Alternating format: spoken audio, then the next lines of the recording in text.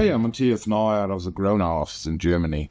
And potentially you have seen some earlier tutorials that were talking about the installation of Machine Works, as well as the first start and the web app installation.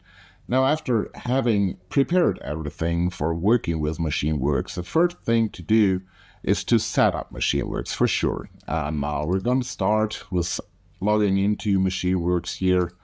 And you see the empty dashboard, which is for reason that we did not apply any configuration. It means we did not connect any devices, any data collectors, and we did not do a configuration of a machine train by now. So the first thing you need to be aware of right now after starting the dashboard, there are some dots at the upper right corner, which is our app switcher interface. And with the app switcher interface, with clicking onto that, you see all the different apps, all the different interfaces that are built into Machine Works that allow you to do different things and different tasks in there.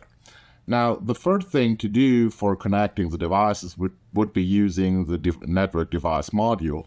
And after that, we will move into the Asset Explorer for applying a configuration of a machine train and everything related. But this will be shown from one of my next tutorials.